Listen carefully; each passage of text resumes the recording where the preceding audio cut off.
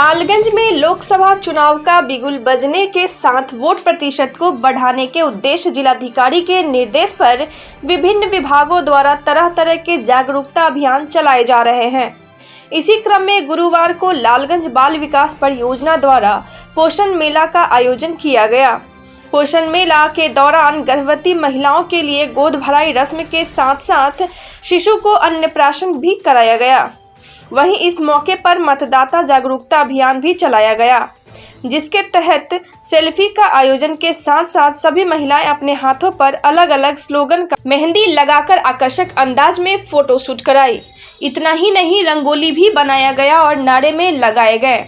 इस मौके पर सीडीपीओ अलका कुमारी, बीडीओ नीलम कुमारी, पर्यवेक्षिका सुजाता कुमारी, मंजू कुमारी, सुषमा कुमारी, सुमित्रा कुमारी, ब्लॉक कोऑर्डिनेटर रेणु कुमारी मौजूद रहे। प्रदर्शनी लगाए, क्या है ये? अभी आईसीडीएस में पोषण अभियान का कार्यक्रम भी चल रहा है और साथ साथ हम लोग का अभी आगामी इलेक्शन के लिए मतदाता जागरूकता का भी कार्यक्रम चल रहा है। तो आज हम लोगों ने पोषण से रिलेटेड और मतदाता जागरूकता से रिलेटेड रंगोली का आयोजन किया है।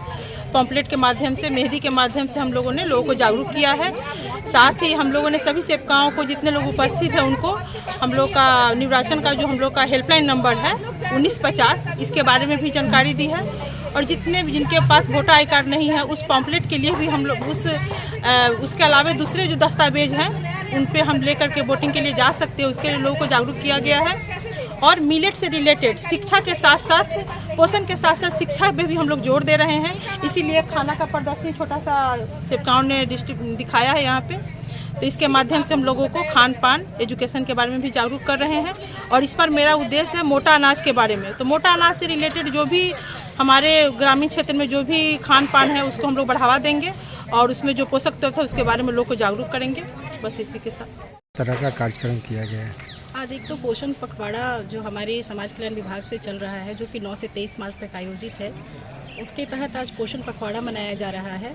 साथ ही आगामी लोकसभा इलेक्शन जो 2024 के मद्देनज़र स्वीप कार्यक्रम के तहत हम लोगों ने मतदाता जागरूकता कार्यक्रम का भी करने का अभियान चलाया है, जिसके तहत हमारी सारी सेविकाएं हैं, जिनको हम लोगों ने इलेक्शन के मतदान से संबंधित सभी बातों को बताया है।